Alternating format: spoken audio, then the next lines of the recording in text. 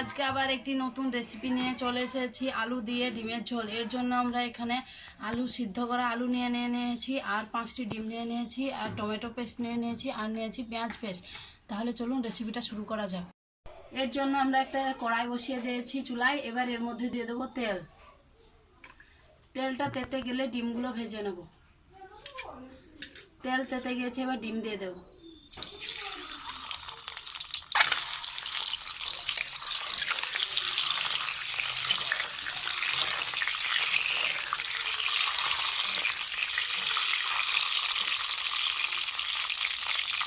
অল্প হলুদ গুঁড়ো দিয়ে দেবো আর দিয়ে দেবো লবণ।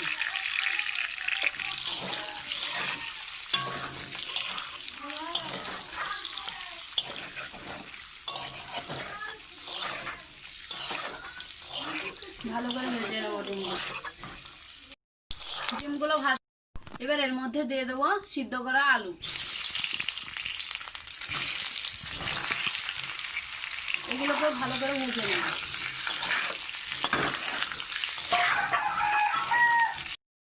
আলু ভাজা হয়ে গেছে, এবার এগুলোকে তুলে নেব।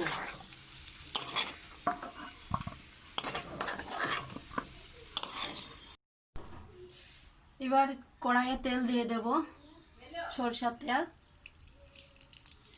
এবার এর মধ্যে দিয়ে দেবো জিরে, ফোড়নের জন্য জিরে।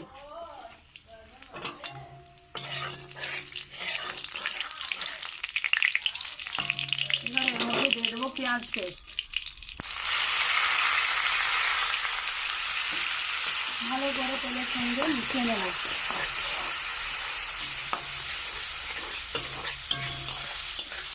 এবার দিয়ে দেবো আদা রসুনের পেস্ট।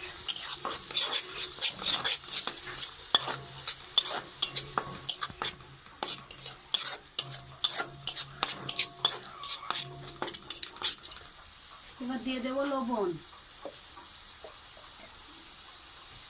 শুকনো লঙ্কা গুঁড়ো, হলুদ গুঁড়ো,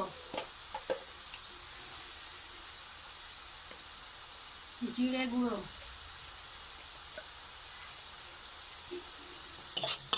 ভালো করে মশলাটা কষিয়ে নেব।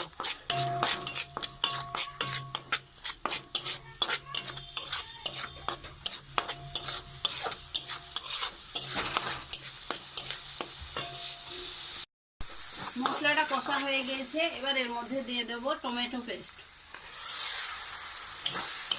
এটিকেও ভালো করে কষিয়ে নেব মশলার সঙ্গে। দেখুন বন্ধুরা, মশলাটা থেকে তেল ছাড়তে শুরু করেছে। এবার এর মধ্যে দিয়ে দেবো আলু।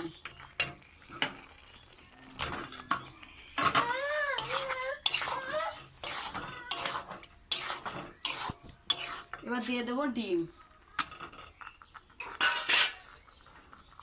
ভালো করে মশলার সঙ্গে মিশিয়ে নেব।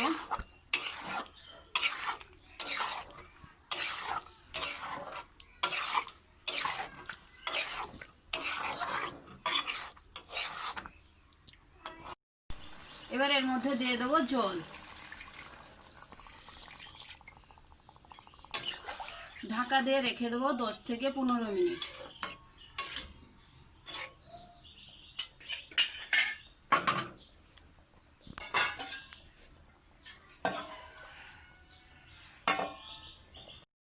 ফিরে এলাম 15 মিনিট পর। এবার ঢাকনাটা তুলে দেখে নেব।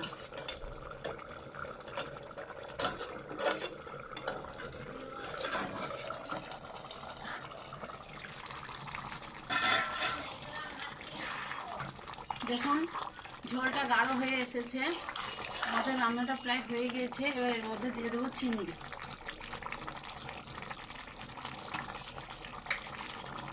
আর কিছুক্ষণ রেখে নামিয়ে নেব। এই রেসিপিটি যদি আপনাদের ভালো লাগে তাহলে বাড়িতে অবশ্যই ট্রাই করবেন আর কমেন্টে আমাকে জানাবেন কেমন হয়েছে। আর ভিডিওটিকে লাইক করবেন, অবশ্যই আমার চ্যানেলটিকে সাবস্ক্রাইব করবেন পরবর্তী ভিডিও দেখার জন্য। আজকের মতো এখানেই শেষ করছি। ধন্যবাদ।